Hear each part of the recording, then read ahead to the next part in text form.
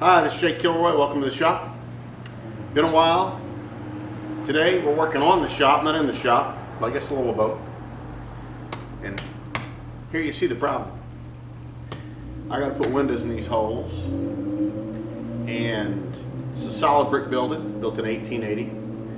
This wall is anywhere from 12.5 to 13.5 inches thick, depending on where you measure. I'm upstairs.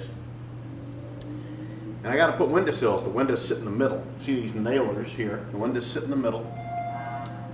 So I got to put windowsills out here. So you end up with this really big windowsill. This is, you end up with about a 16 to 16.5 inch wide windowsill from the outside to the inside.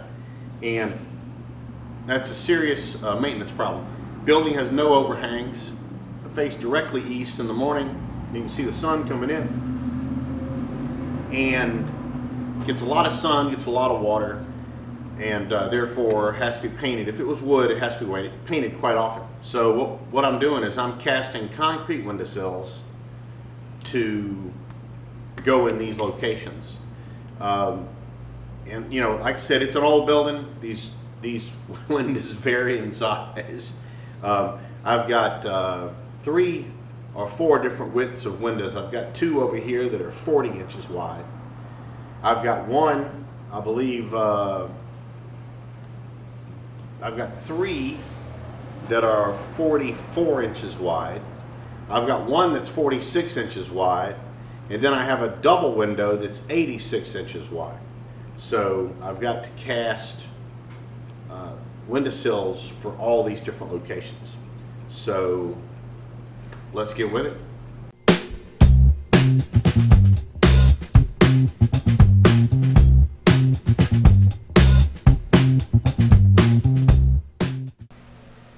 All right, like I always say, better drawings make better parts, and in this case, better mold making. So this is the design I finished with. It's a 16.5 inches wide, 4 inches thick in the rear and the interior portion, and tapers off to about 2.5 inches thick in the exterior portion. There's a 4 5/8 flat in the center for the actual window itself, typical distance thickness for a window. Takes a 7-degree taper, and then we've got some sort of drip edge represented here by a 1/2 inch diameter semicircle. So anyway, this is the design I went with. The amount of overhang that I have in the back and the front will vary slightly window to window, just because the wall thickness varies, and that's just nature of the beast. So we're going to make one mold and hopefully make all of the window sills from this one mold. I'm making it out of a piece of 3/4 inch HDO, otherwise known as sign board. It's a heavy-duty plastic laminate type board. You gotta love sliding table saws sometimes, don't you? And it weighs about 100 pounds a sheet, and it's fairly expensive. It costs about $88 a sheet.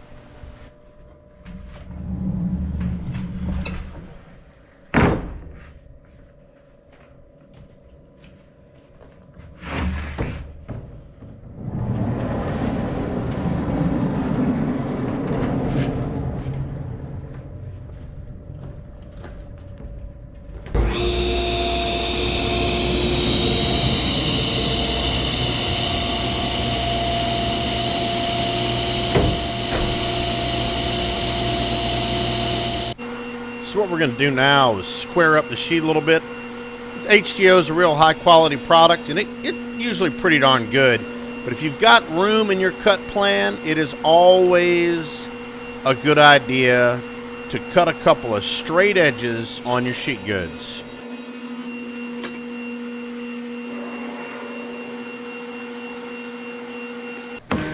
Alright, we're going to start out by ripping the 16.5 inch bottom of the mold. This will be 86 inches long in the finished piece. Now we're going to rip off a couple of pieces to make the sides and the ends.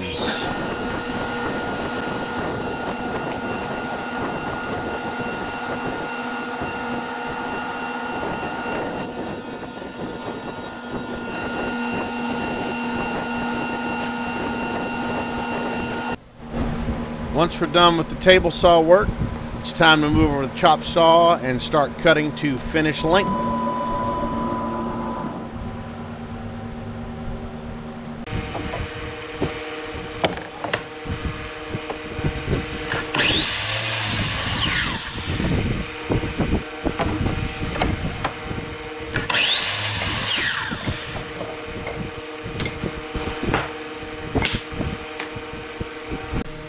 Alright, we got our parts, at least our bottom and our two long sides, cut the length 86 inches. We're going to put those together here. We're not using any glue because this all has to be easily disassembled, possibly in order to get the parts out of the mold. But we are going to pre-drill and countersink all of the screw holes. We're using a 1.5 inch, I believe, Spax wood screw.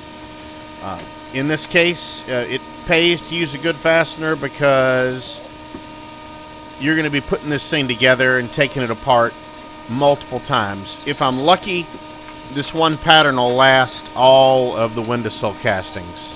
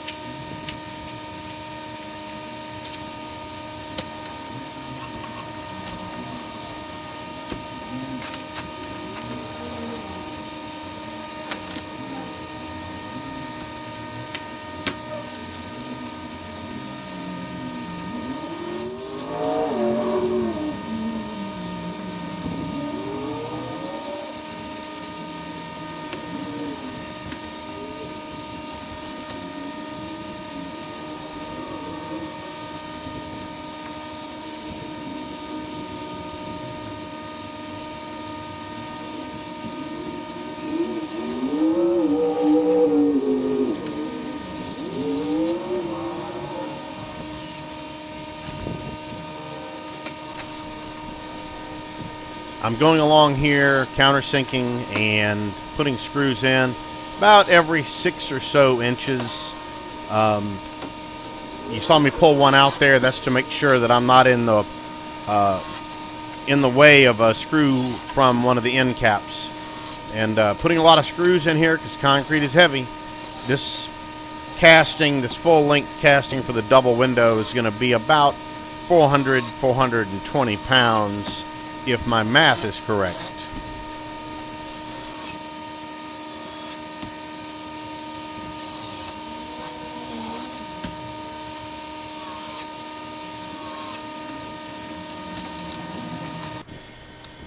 So the basic box is complete, and now we're going to cut the 4 5/8 inch piece for the center.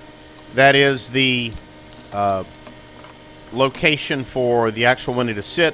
This is the first piece of internal structure that's going to define the shape of the mold.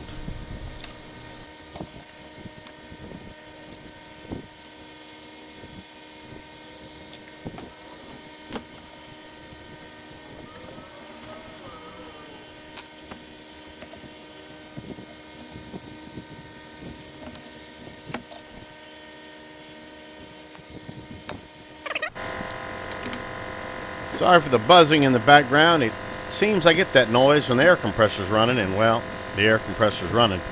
We're going to secure this down with some 16 gauge finish nails. Don't want to have to, you know, countersink screws and putty them and all that. I am going to check my nail set, however, on a piece of scrap, see if it's okay, and then we're going to get with it.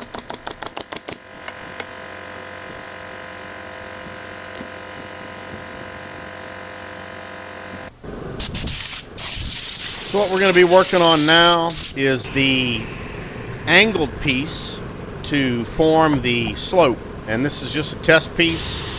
We're going to go through a series of cuts here to get my angles right, and that looking pretty good. Here you go. And we're going to secure this again with the 16 gauge finish nails through the face and then through the back side. Here I am marking some distances along so that I don't stick a nail through the smooth surface of the HDO.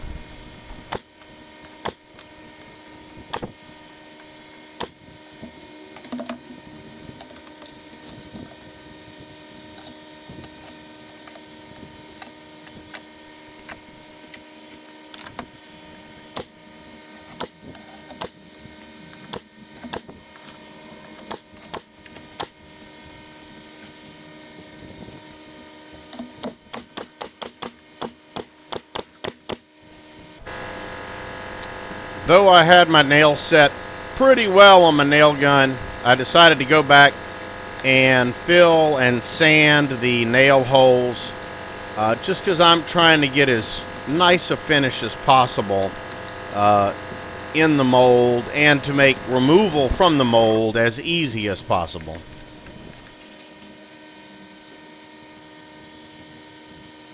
A wise man once said woodworking was making things so you could sand them. How true.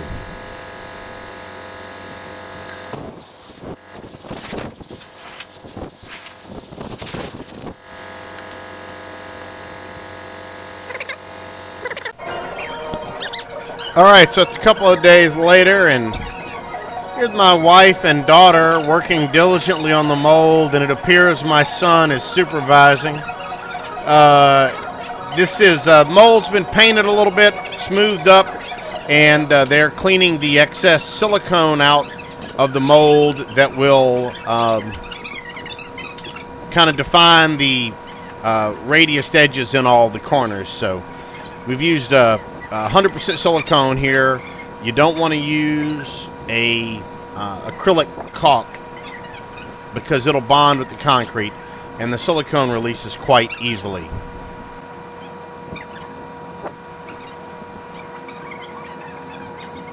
So here's a quick test of the Vibeco vibrator that I picked up on eBay to help consolidate this concrete and get a good finish, and let me tell you, it is something.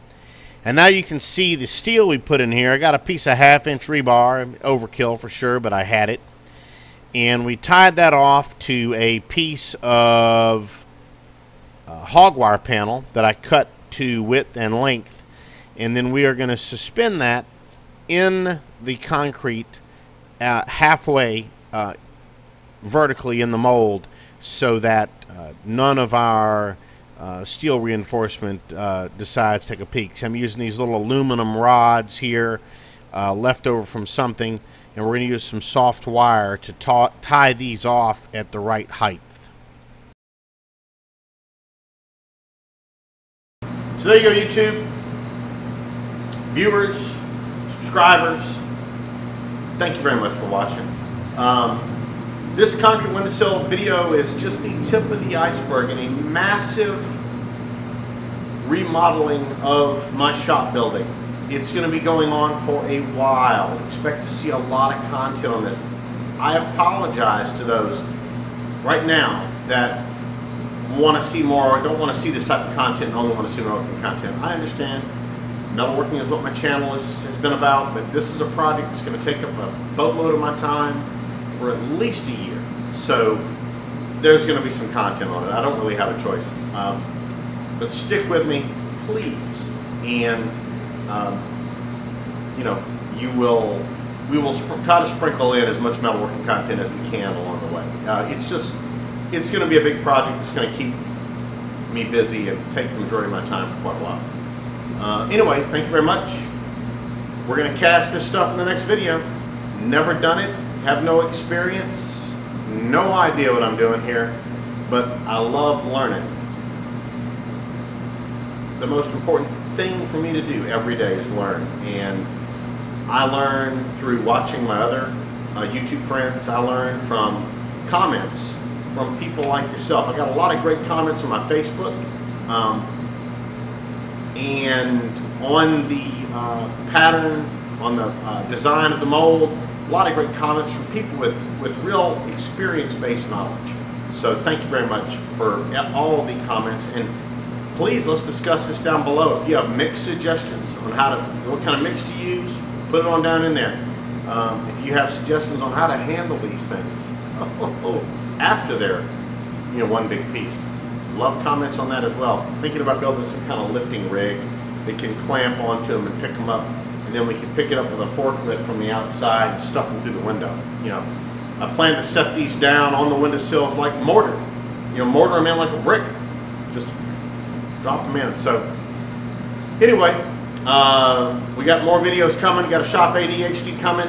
Preparing for the bash the end of next month. And last, and certainly the most monumentous thing that happens to me today, is my father turns 80 years old. Dad, if you're viewing, love you. Happy birthday. 80 years. So quite an accomplishment, and wouldn't be here without you. So that's it. Be safe in the shop, and I'll be back with you soon.